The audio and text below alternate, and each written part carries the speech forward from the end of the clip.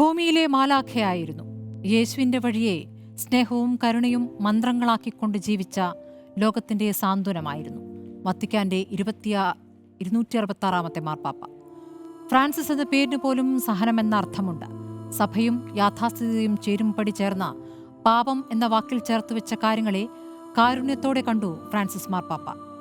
ലൈംഗിക ന്യൂനപക്ഷങ്ങളെ ചേർത്ത് പിടിച്ച പാപ്പ സ്വർഗാനുരാഗികളായ വൈദികരെ വിധിക്കാൻ താനാര് എന്ന് തുറന്നു പറഞ്ഞു. സഭയ്ക്കുള്ളിലെ അഴിമതിക്കെതിരെ കലഹിച്ച, വൈദികരുൾപ്പെട്ട ലൈംഗിക കുറ്റകൃത്യങ്ങൾക്കെതിരെ കടുത്ത ഭാഷയിൽ പ്രതികരിച്ച, ചെറുരാജ്യങ്ങൾക്ക് പോലും കർദിനാൾമാരെ നൽകിയ മാർപ്പാപ്പയായിരുന്നു അദ്ദേഹം. യുദ്ധക്കൊതിയന്മാരായ ലോകരാജ്യങ്ങളോട് കലഹിച്ച, യുദ്ധത്താൽ മുറിവേറ്റവർക്ക് സാന്ത്വനമായ മാർപ്പാപ്പ. പകുതി ശ്വാസകോശവുമായി അവസാനകാലവും അനീതിയോട് കലഹിച്ച ഫ്രാൻസിസ് മാർപ്പാപ്പ പരിവർത്തനത്തിന്റെ പുതുവഴി തുറന്ന മാറ്റത്തിന്റെ മാർപ്പാപ്പയോ എന്നതാണ് ചോദ്യം.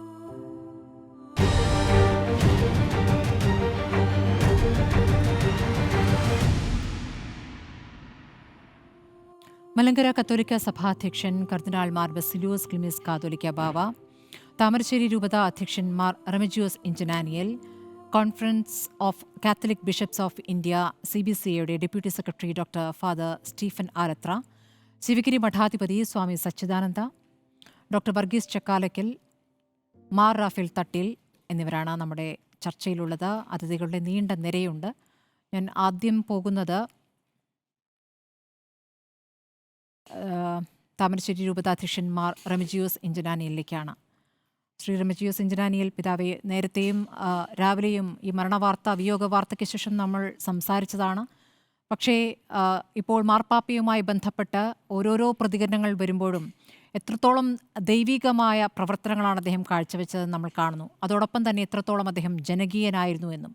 അപ്പോൾ ജനകീയനായ മാർപ്പാപ്പ, ദൈവത്തിൻ്റെ വഴിയിലൂടെ സഞ്ചരിച്ച മാർപ്പാപ്പ, ഇതിലേതാണ് സഭയ്ക്ക് ഏറ്റവും സ്വീകാര്യൻ?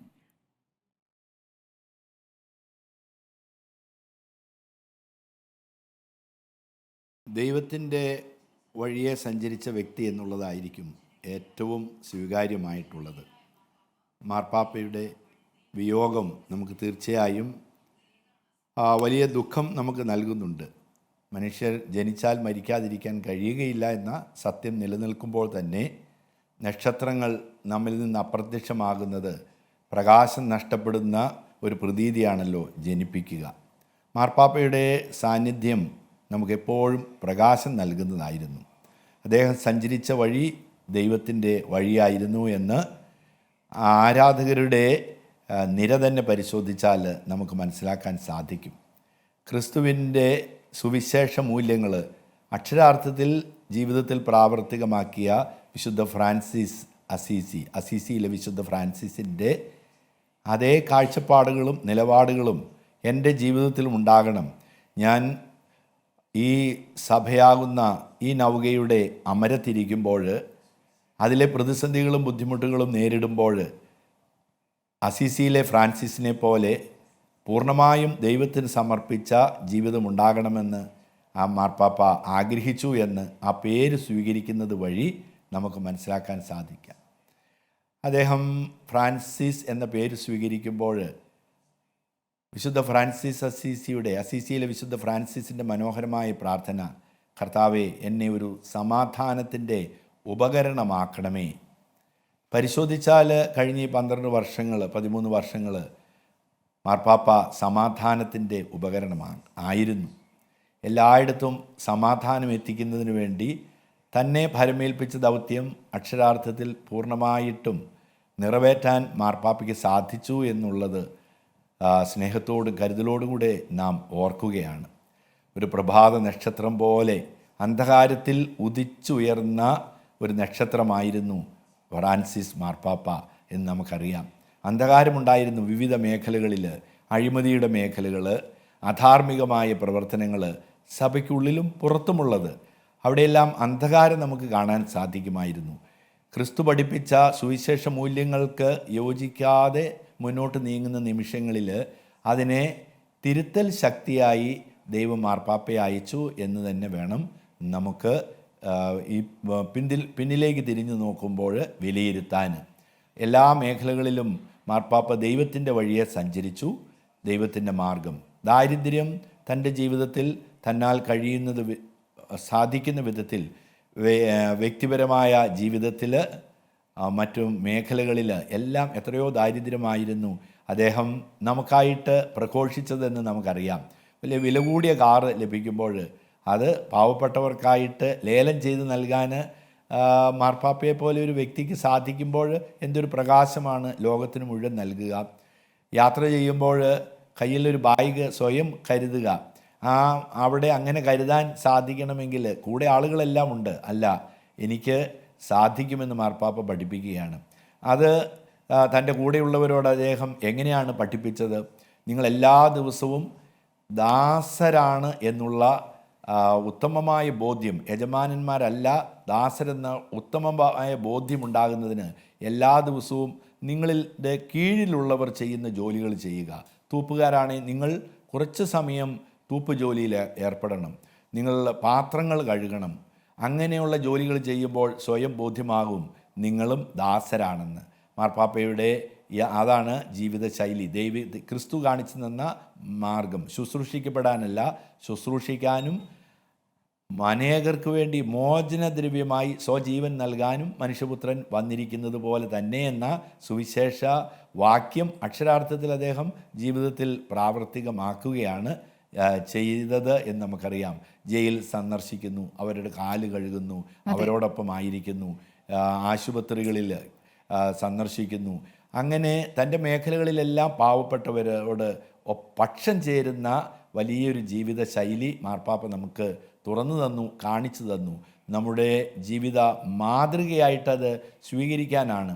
തനിക്ക് വ്യക്തിപരമായി ഉണ്ടായിരുന്ന സൗകര്യങ്ങളെല്ലാം വേണ്ട എന്ന് വെച്ച് സമൂഹം ജീവിക്കുന്ന ഹോസ്റ്റലിലേക്ക് താമസം മാറ്റി ഭക്ഷണം എടുക്കുമ്പോൾ അവരോടൊപ്പം നിര ചേരുകയാണ് ചെയ്യുന്നത്. അവരുടെ ഒരു നിരയിൽ നിന്ന് അവരിൽ ഒരാളെ പോലെയായി ഭക്ഷണം എടുത്തുകൊണ്ട് അവരോടൊപ്പം ഭക്ഷണം കഴിക്കുന്ന ഒരു ശൈലി, അത് ഈശോ പകർന്നു നിന്ന ശൈലി തന്നെയാണ്. വിശുദ്ധ ഫ്രാൻസിസ് പകർന്നു നിന്ന ശൈലിയാണ്. അതാണ് ലാളിത്യത്തിന്റെ ഒരുപാട് ഉദാഹരണങ്ങൾ മാർപ്പാപ്പയുമായി ബന്ധപ്പെട്ട് നമുക്ക് ഓർത്തെടുക്കാനാകും. ഞാൻ ഡോക്ടർ ഫാദർ സ്റ്റീഫൻ ആലത്രയിലേക്ക് കൂടി പോകുന്നു. ഫാദർ സ്റ്റീഫൻ ആലത്ര, മുസോളിനിയുടെ കാലത്ത് ഇറ്റലിയിൽ നിന്നും അർജന്റീനയിലേക്ക് കുടിയേറിയ കുടുംബത്തിൽ നിന്നാണ് മാർപ്പാപ്പ എത്തുന്നത്. അപ്പോൾ മാർപ്പാപ്പയ്ക്ക് അഭയാർത്ഥികളോട് പ്രത്യേക കരുണയുണ്ട്. അഭയാർത്ഥി ജീവിതം എന്താണെന്ന് അദ്ദേഹത്തിന് വളരെ നന്നായിട്ട് അറിയാം. അപ്പോൾ യുദ്ധവുമായി ബന്ധപ്പെട്ടും അദ്ദേഹം എടുത്തിരിക്കുന്ന നിലപാടുകൾ നമ്മൾ കണ്ടിട്ടുള്ളതാണ്. യുദ്ധവുമായി എടുക്കുന്ന നിലപാടുകൾ എന്ന് പറയുമ്പോൾ യുദ്ധത്തിൽ മുറിവേറ്റവരോട് മാത്രമല്ല, യുദ്ധത്തിന് കാരണമായവരോട് കടുത്ത ഭാഷയിൽ പ്രതികരിക്കാനും അദ്ദേഹം മറന്നിട്ടില്ല. ഇപ്പോൾ ദാരിദ്ര്യം കൊണ്ടോ മറ്റു ജീവിത സാഹചര്യം കൊണ്ടോ സ്വന്തം രാജ്യത്തു നിന്നും പലായനം ചെയ്യേണ്ടി വരുന്നവരോട് കരുണ കാട്ടാതെ അവരുടെ അന്തസ്സിന് ക്ഷതമേൽപ്പിച്ച് നാട് കടത്തുന്നത് ക്രിസ്തീയ മൂല്യങ്ങൾക്ക് ചേർന്നതല്ല എന്ന് ഡൊണാൾഡ് ട്രംപിനോട് പറഞ്ഞതാണ് ഫ്രാൻസിസ് മാർപ്പാപ്പ. അങ്ങനെ ലോകരാഷ്ട്ര തലവന്മാരോടൊക്കെ അതിഗംഭീരമായി ശക്തമായി രാഷ്ട്രീയ നിലപാടുകൂടി പ്രതികരിക്കാൻ കൂടി ആർജവമുള്ള ഒരു മാർപ്പാപ്പയാണ് നമുക്ക് നഷ്ടപ്പെട്ടിരിക്കുന്നത്. അതുകൊണ്ട് കത്തോലിക്ക സഭയുടെ മാത്രം നഷ്ടമല്ല, യഥാർത്ഥത്തിൽ ലോകത്തിൻ്റെ തന്നെ നഷ്ടമായി ഫ്രാൻസിസ് മാർപ്പാപ്പയുടെ നഷ്ടത്തെ കാണണ്ടേ? തീർച്ചയായിട്ടും ഇത് ലോകത്തിന് തന്നെ വലിയ ഒരു നഷ്ടമാണ്. പ്രത്യേകിച്ചും അദ്ദേഹം നടത്തിയിട്ടുള്ള അന്തർദേശീയ ഇടപെടലുകൾ, അത് അഭയാർത്ഥി പ്രശ്നത്തിനായാലും ശരി, അതുപോലെ തന്നെ യുദ്ധങ്ങളുടെ കാര്യത്തിലായാലും ശരി, വിട്ടുവീഴ്ചയില്ലാതെ വളരെ ശക്തമായിട്ട് അതിൽ ലോകരാഷ്ട്രങ്ങളിൽ നിന്ന് പോലും മാർപ്പാപ്പയ്ക്ക് ശക്തമായ എതിർപ്പ് നേരിടേണ്ടതായിട്ട് വന്നിട്ടുണ്ട്. സഭയ്ക്കകത്തു നിന്ന് പോലും നേരിടേണ്ടതായിട്ട് വന്നിട്ടുണ്ട്. അദ്ദേഹത്തിൻ്റെ ജീവിതാനുഭവങ്ങളാണ് അത്തരത്തിലുള്ള ഒരു ഉറച്ച തീരുമാനമെടുക്കാനായിട്ട് ഈ ഫ്രാൻസിസ് പാപ്പായെ ശക്തനാക്കുന്നത്. അഭയാർത്ഥി പ്രശ്നം വരുമ്പോൾ യൂറോപ്പിൻ്റെ വാതിലുകളെല്ലാം നിങ്ങൾ അവർക്കായി തുറന്നു കൊടുക്കണം. അതുപോലെ തന്നെ നമ്മളുടെ ദേവാലയങ്ങളിലും വൈദിക മന്ദിരങ്ങളിലും അഭയാർത്ഥികളായി എത്തുന്നവരെ താമസിപ്പിക്കുകയും അവർക്ക് ഭക്ഷണം കൊടുക്കുകയും ചെയ്യണമെന്നൊക്കെ പറഞ്ഞപ്പോൾ ഒരു വിഭാഗം പേര് വളരെ സ്വാഗതാർഹമായിട്ട് അതിനെ സ്വാഗതം ചെയ്തപ്പോൾ സഭയ്ക്കകത്തുനിന്ന് പോലും അതിന് ശക്തമായ എതിർപ്പുകളുണ്ടായി. പക്ഷേ ആ എതിർപ്പുകൾക്കിടയിലും തൻ്റെ വലിയൊരു കാഴ്ചപ്പാടാണ്, ആ ഒരു കാഴ്ചപ്പാടാണ് അദ്ദേഹം പിന്നീട് ഒക്ടോബർ 13 2020 പ്രസിദ്ധീകരിച്ച ഫ്രatelli tutti, നമ്മളെല്ലാവരും സഹോദരന്മാരാണ് അദ്ദേഹത്തിൻ്റെ കാഴ്ചപ്പാടാണ്. പക്ഷേ സഹോദരന്മാരെന്നുള്ള ആ ഒരു ആശയം ഒരു ഉട്ടോപ്യനല്ലേ? കാരണം കാരണം നമ്മളുടെ സമൂഹം എന്ന് വെച്ചാൽ ഇപ്പോൾ വിഭാഗീയതകൾ കൊണ്ട് നിറഞ്ഞു നിൽക്കുന്നൊരു സമൂഹമാണ്. അത് കേരളത്തിലെ സമൂഹമായാലും ഭാരതത്തിലെ സമൂഹമായാലും നമുക്ക് കാണാൻ സാധിക്കും. രാഷ്ട്രീയപരമായിട്ടും മതപരമായിട്ടും വിഭാഗീയതകൾ വളർന്നു വരുന്ന കാലഘട്ടത്തിൽ ഇത്തരത്തിലുള്ള സന്ദേശം നൽകുന്നത് വളരെ ചുരുക്കമാണ്. നമ്മളെല്ലാവരും ഒരു സഹോദരന്മാരാണ് എന്ന് പറയുന്ന ഫ്രത്തല്ലി തൂത്തി എന്ന് പറയുന്ന മാർപ്പാപ്പയുടെ 2020 അദ്ദേഹത്തിൻ്റെ ചാക്രിക ലേഖനം ലോക ശ്രദ്ധ ആകർഷിക്കുകയും വളരെയധികം സഭയ്ക്കകത്ത് തന്നെ വിമർശനം ഉണ്ടാവുകയും ചെയ്തതാണ്. കാരണം പ്രത്യേകിച്ചും ഈ അഭയാർത്ഥികളെ തുറന്നുവിട്ടതോടുകൂടി യൂറോപ്യൻ സംസ്കാരത്തിലുണ്ടായിരുന്ന വലിയ മാറ്റം, യൂറോപ്യൻ ജനത നേരിട്ട പല പ്രശ്നങ്ങൾക്കും മാർപ്പാപ്പയാണ് കാരണക്കാരനെന്നൊക്കെ പറഞ്ഞ് മാർപ്പാപ്പയെ കുറ്റം പറഞ്ഞപ്പോഴും അദ്ദേഹം വളരെ ഇച്ഛാദർശ്യത്തോടു കൂടി, ആ ഉറച്ച തീരുമാനത്തോടു കൂടി ആ സാഹോദര്യത്തിൻ്റെ വലിയ മഹിമ, അതുപോലെ തന്നെ അദ്ദേഹം ഭൂമിയെ കണ്ടത്, ഭൂമി നമ്മുടെ മാതാവാണ്, ലൗദാത്തോ സി എന്ന് പറയുന്ന ചാക്രിക ലേഖനം 2015 അതും സംതൃപ്തിപ്പെടാതെ വീണ്ടും അദ്ദേഹം 2023 ലൗദാത്തെ ദെയും രണ്ടാമത്തെ ഒരു മജിസ്റ്റേരിയം, രണ്ടാമത്തെ ഒരു ചാക്രിക ലേഖനവും നൽകുന്നുണ്ട്. അതായത് സമ്പന്ന രാഷ്ട്രങ്ങളുടെ ചൂഷണം പാവപ്പെട്ടവർക്കാണ് അത് ബാധിക്കുന്നത്. അത് പ്രകൃതി വിഭവങ്ങളുടെ ചൂഷണമായാലും പാവപ്പെട്ട രാജ്യങ്ങളുടെ സമ്പത്തിൻ്റെ ചൂഷണമായാലും അത് ഈ ഭൂമി എന്ന് പറയുന്നത് എല്ലാവർക്കുമുള്ളതാണ്, വരും തലമുറയ്ക്ക് വേണ്ടി സംരക്ഷിക്കേണ്ടതാണ്. അപ്പോൾ പ്രകൃതി സംരക്ഷണം എന്ന് പറയുന്നത് ഒരു സോഷ്യൽ വർക്കല്ല കത്തോലിക്കരെ സംബന്ധിച്ചോളം. അത് നിങ്ങളുടെ വിശ്വാസത്തിൻ്റെ പ്രകടനമാണ്, ക്രൈസ്തവ വിശ്വാസികളുടെ വിശ്വാസത്തിൻ്റെ പ്രകടനമാണ്. പ്രകൃതിയെ സംരക്ഷിക്കുക, ഈ ഭൂമിയെ വരും തലമുറകൾക്ക് വേണ്ടി ജീവിക്കാൻ ഒരുക്കുന്ന ഒരു വാസഗേഹമാക്കി മാറ്റുക എന്ന് പറഞ്ഞുകൊണ്ട് മാർപ്പാപ്പ എഴുതിയ ലൗദാത്തോ സി എന്ന 2015 ചാക്രിക ലേഖനം, ലൗദാത്തോ ദെയും എന്ന് പറയുന്ന 2023 അതും വളരെയേറെ വിപ്ലവാത്മകമായിട്ടുള്ള ചിന്തകൾക്ക് അന്തർദേശീയ തലത്തിൽ വഴിതെളിച്ചു എന്നുള്ളതാണ്. അപ്പോൾ ഈ സഭയ്ക്കകത്ത് മാത്രം നേതൃത്വം നൽകിയ ഒരു സഭയെ വളരെ, അതുപോലെ തന്നെ അദ്ദേഹം സഭയ്ക്കകത്ത് നൽകുന്ന നേതൃത്വങ്ങളും വളരെ ശക്തമായിരുന്നു, വളരെ ശക്തം. അമോരിസ് ലത്തീസിയ എന്ന് പറയുന്ന ലേഖനത്തിലൂടെ വിവാഹം കഴിക്കാതെ അമ്മമാരായിട്ടുള്ള അമ്മമാർക്ക് നിങ്ങൾ ദിവികാരുണ്യം നൽകണമെന്നൊക്കെ പറയുമ്പോഴേക്കും അത് സഭയ്ക്കകത്ത് പോലും തന്നെ വലിയ വിശ്വാസത്തിൻ്റെ പ്രതിസന്ധികൾ ഉണ്ടാക്കിയിട്ടുണ്ട്. അത്തരത്തിലുള്ളൊരു കാരുണ്യത്തിൻ്റെ, അപ്പോൾ കരുണാമയന്മാരായിരിക്കുക, എല്ലാവരോടും സ്നേഹം കാണിക്കുക, കാരുണ്യം ഉണ്ടാകാൻ വേണ്ടി കാരുണ്യത്തിൻ്റെ വർഷം പ്രഖ്യാപിച്ച മാർപ്പാപ്പയാണ് ഫ്രാൻസിസ് പാപ്പ. അദ്ദേഹം 2015 മുതൽ 2016 വരെ ജൂബിലി ഇയർ, ഈ 2025 ഒരു വലിയൊരു ജൂബിലി ഇയറിലാണ് മാർപ്പാപ്പ അല്ലെങ്കിൽ പരിശുദ്ധ പിതാവ് കടന്നു പോവുക. പക്ഷേ 2015 മുതൽ 2016 ഒരു ജൂബിലി ഇയർ അല്ല. പക്ഷേ മാർപ്പാപ്പ പറഞ്ഞു ഇത് ജൂബിലി ഇയറാണ്, ഇത് കരുണയുടെ ജൂബിലി ഇയറാണ്. മെത്രാന്മാർ കാരുണ്യമുള്ളവരായിരിക്കണം, വൈദികർ കാരുണ്യമുള്ളവരായിരിക്കണം, നമ്മുടെ ഇടവകകൾ കാരുണ്യത്തിൻ്റെ ഭവനങ്ങളാകണം, നമ്മുടെ കത്തോലിക്ക ക്രൈസ്തവ സ്ഥാപനങ്ങൾ കാരുണ്യത്തിന്റെ ഭവനങ്ങളാകണം. അതാണ് അദ്ദേഹം മാർപ്പാപ്പയായി സ്ഥാനമേറ്റെടുത്ത ശേഷം നടത്തിയ ആദ്യ പ്രസംഗം പോലും അതായിരുന്നു. മാർ റെമിജിയോ സിഞ്ചിനാനിയൽ സഭയ്ക്കുള്ളിലെ ആത്മീയമായ നവീകരണം ആവശ്യപ്പെട്ടുകൊണ്ട് അദ്ദേഹം നടത്തിയ പ്രസംഗം, ക്രിസ്തുമാർഗത്തിൽ നിന്ന് വഴിമാറ്റുന്നത് എന്താണോ അത് ഉപേക്ഷിക്കണം, പാവങ്ങളുടെ അവസ്ഥയ്ക്ക് പ്രാധാന്യം കൊടുക്കണമെന്നൊക്കെ അന്ന് മാർപ്പാപ്പ പ്രസംഗിച്ചു. ക്രിസ്തു എല്ലാവരെയും വീണ്ടെടുത്തു എന്ന അദ്ദേഹത്തിൻ്റെ പ്രസംഗം പോലും തെറ്റായി വ്യാഖ്യാനിക്കപ്പെട്ടു. അദ്ദേഹം നിരീശ്വരവാദികളെയും ക്രിസ്തീയ വിശ്വാസത്തിന് പുറത്തു നിൽക്കുന്നവരെയും പിന്തുണയ്ക്കുന്നു എന്ന രൂപത്തിലുള്ള ചർച്ച പോലും ഒരു ഘട്ടത്തിൽ നടന്നതാണ്. പക്ഷെ അതിനൊക്കെ കൃത്യമായ മറുപടിയും അദ്ദേഹം നൽകുകയുണ്ടായി. അദ്ദേഹത്തിൻ്റെ ഈ പ്രസംഗങ്ങളെല്ലാം തന്നെ വേറിട്ട പ്രസംഗങ്ങളായിരുന്നു. ആ പ്രസംഗങ്ങളൊക്കെ തന്നെയും അദ്ദേഹം പ്രാവർത്തികമാക്കിയിട്ടുള്ള പ്രസംഗങ്ങളായിരുന്നു. വെറുതെ പ്രസംഗം പറഞ്ഞു പോവുകയില്ല, അദ്ദേഹം ജീവിതത്തിൽ ഉടനീളം അത് ചെയ്തു കാണിച്ചു എന്ന നിലയ്ക്ക് അദ്ദേഹം വ്യത്യസ്തനാവുകയില്ല. സഭയിൽ ഒരു മാതൃകാ പുരുഷൻ അല്ലെങ്കിൽ മാതൃകയാണ് അദ്ദേഹം എന്ന് നിങ്ങൾ ഓരോരുത്തരും പറയുമ്പോഴും എത്രത്തോളം സഭ ഫ്രാൻസിസ് മാർപ്പാപ്പയെ ഉൾക്കൊണ്ടിരിക്കുന്നു എന്നൊരു ചോദ്യം കൂടിയുണ്ട്, അദ്ദേഹത്തെ സ്വാംശീകരിച്ചിരിക്കുന്നു എന്നൊരു ചോദ്യം കൂടിയുണ്ട്.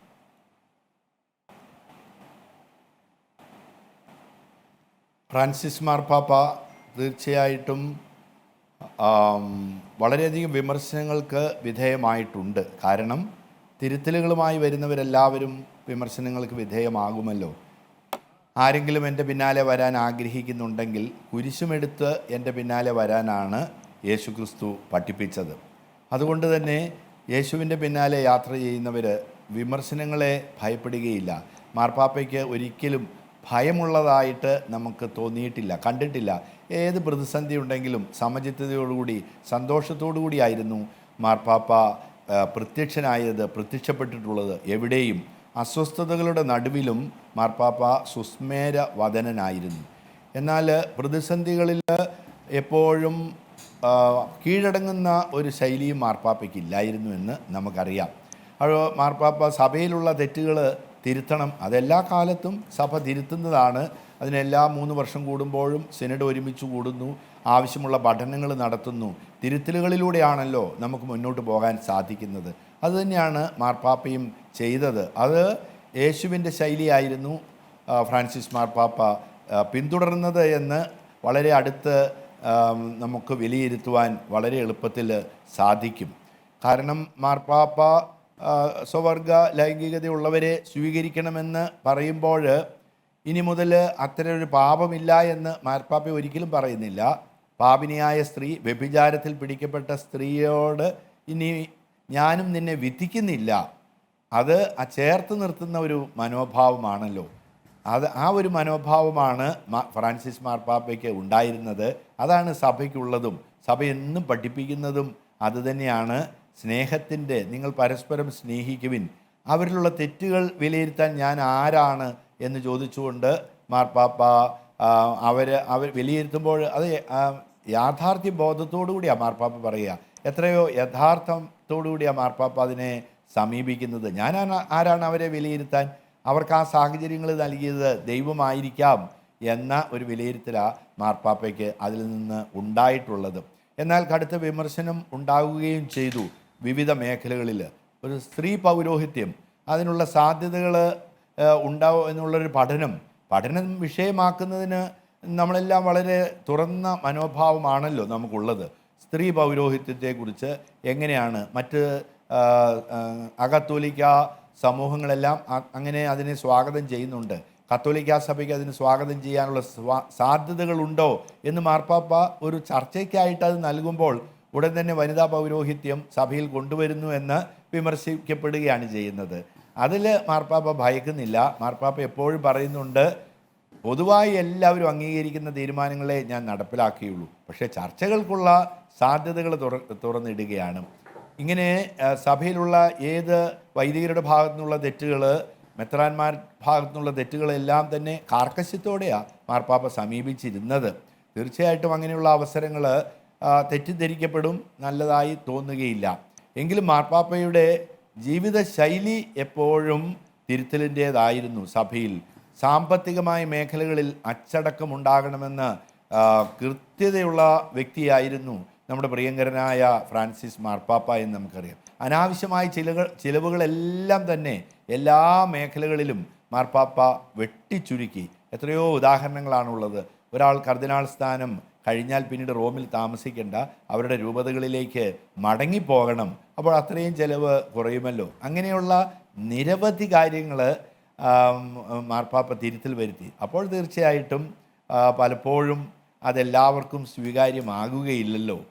അങ്ങനെ തിരുത്തലിൻ്റെ മാർഗത്തിലൂടെ മാർപ്പാപ്പ സഞ്ചരിച്ചപ്പോൾ അദ്ദേഹത്തിന് എതിർപ്പുകളുണ്ടായി. പക്ഷേ ആ എതിർപ്പുകളെല്ലാം ചെറിയൊരു വിഭാഗത്തിൻ്റേതായിരുന്നു എന്ന് നമുക്കറിയാം. പൊതുവെ അദ്ദേഹം എത്രയോ സ്വീകാര്യനാണ്, എത്രയോ വലിയൊരു ആത്മീയ നേതാവാണ്. അത് ക്രിസ്ത്യാനികളുടെ കത്തോലിക്കരുടെ മാത്രമല്ല, എല്ലാ വിഭാഗങ്ങളുടെയും ആത്മീയ നേതൃത്വമായിരുന്നു മാർപ്പാപ്പ എന്ന് നമുക്ക് നന്നായിട്ടറിയാം. ഉറപ്പായിട്ടും അതുകൊണ്ടാണ് ലോകമെങ്ങുമുള്ള അനുസ്മരണ സന്ദേശങ്ങൾ, അനുസ്മരണ പ്രതികരണങ്ങൾ നമ്മൾ കേൾക്കുമ്പോൾ തന്നെ അറിയാം എത്രത്തോളം സ്വീകാര്യനായിരുന്നു ഫ്രാൻസിസ് മാർപ്പാപ്പ എന്നുള്ളത്. അത് ഈ പറഞ്ഞതുപോലെ കത്തോലിക്ക സഭയിൽ നിന്ന് മാത്രമല്ല, ലോകമെങ്ങുമുള്ള രാഷ്ട്ര നേതാക്കൾ, അതല്ലാതെ നമ്മുടെ രാജ്യത്തെ രാഷ്ട്രീയ നേതാക്കൾ, അതിലപ്പുറം സാധാരണ ജനങ്ങൾ, ഇവിടെയൊക്കെ പ്രതികരണങ്ങൾ വന്നുകൊണ്ടേയിരിക്കുകയാണ്.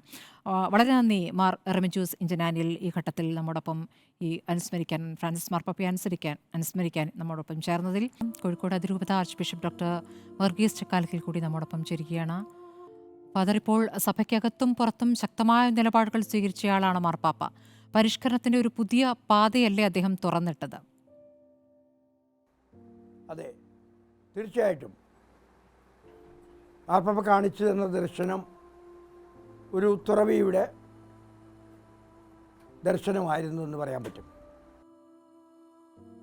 എല്ലാ വിഷയങ്ങളിലും മാർപ്പാപ്പ വ്യത്യസ്തമായ നിലപാടുകൾ എടുത്തിരുന്നു. അതിൽ ഈ ബാലപീഡനം, അതിക്രമം, അതോടൊപ്പം വൈദികർ ഉൾപ്പെട്ട ലൈംഗികാരോപണങ്ങൾ, ഇതിലൊക്കെ തന്നെയും മാർപ്പാപ്പ എടുത്ത നിലപാടുകൾ, നടപടികൾ, മെത്രാന്മാർക്കെതിരെ പോലും നടപടിയെടുക്കാൻ അദ്ദേഹം മടിച്ചിട്ടില്ല എന്നുള്ളത് കൂടി ഈ ഘട്ടത്തിൽ ഓർമ്മിക്കേണ്ടതല്ലേ? അതായത് നീതിക്കും സത്യത്തിനും വേണ്ടി നിലകൊണ്ട ഒരു പാപ്പയാണ് ഈ ഫ്രാൻസിസ് പാപ്പ. അത് മുഖം നോക്കാതെ ആരുടെ മേലും നീതി നടപ്പാക്കാൻ, സത്യം നടപ്പാക്കാൻ അദ്ദേഹം പ്രവർത്തിച്ചിട്ടുണ്ടെന്നുള്ളത് ഒരു യാഥാർത്ഥ്യമാണ്. യുദ്ധം, കുടിയേറ്റം, അങ്ങനെ നിരവധി വിഷയങ്ങളിൽ നിരന്തരം പ്രതികരിച്ചുകൊണ്ടിരുന്ന ഫ്രാൻസിസ് മാർപ്പാപ്പയാണ് നമ്മൾ കണ്ടിട്ടുള്ളത്. യൂറോപ്യൻ രാജ്യങ്ങളെ ശക്തമായി വിമർശിക്കുന്ന പല ഘട്ടങ്ങളും ഉണ്ടായിട്ടുണ്ട്. മാർപ്പാപ്പയുടെ അവസാന സന്ദേശവും ഗാസയിലെ യുദ്ധം അവസാനിപ്പിക്കണമെന്നായിരുന്നു. ഗാസയിലെ ഒരു പള്ളിയിലേക്ക് അദ്ദേഹം ഇടയ്ക്കിടയ്ക്ക് വിളിക്കാറുണ്ടായിരുന്നു എന്നുള്ള ഒരു കാര്യം കൂടി ഞാൻ വായിച്ചു. അതെ, ശരിക്കും ഈ മാർപ്പാപ്പ യുദ്ധത്തെ കണ്ടുകൊണ്ടിരുന്നത് അതൊരു ഭ്രാന്താണെന്നാണ്. എവിടെ യുദ്ധമുണ്ടോ അവിടെയൊക്കെ മാർപ്പാപ്പ കടന്നു ചെന്ന് യുദ്ധം അവസാനിപ്പിക്കൂ എന്ന് പ്രത്യേകം യാചിക്കുമായിരുന്നു. ഒരിക്കലും അത് കൽപ്പിക്കുകയായിരുന്നില്ല, യാചിക്കുകയാണ് ചെയ്തിട്ടുള്ളത്. ഈ യുദ്ധങ്ങൾ കൊണ്ടൊരു ഫലമില്ല എന്നും യുദ്ധങ്ങൾ വരുത്തുന്നത് വിനാശമാണെന്നുള്ള ഒരു ആശയം ജനങ്ങളിലേക്ക് കൊണ്ടുവരാനായിട്ട് മാർപ്പാപ്പയ്ക്ക് കഴിഞ്ഞിട്ടുണ്ട്. അതോടൊപ്പം തന്നെ ഈ സിനഡിൽ സ്ത്രീകൾക്കുള്ള പ്രാതിനിധ്യം, വോട്ടവകാശം, G7 ഉച്ചകോടിയിൽ പങ്കെടുക്കൽ, അങ്ങനെ വിപ്ലവം സൃഷ്ടിച്ച ഒരു മാർപ്പാപ്പ കൂടിയായിരുന്നു. മുൻപുള്ള മുൻഗാമികളെ വെച്ച് നോക്കുമ്പോൾ തികച്ചും വ്യത്യസ്തനായ മാർപ്പാപ്പ, വിപ്ലവകാരിയായ മാർപ്പാപ്പ എന്ന് തന്നെ വിശേഷിപ്പിക്കേണ്ടി വരില്ലേ?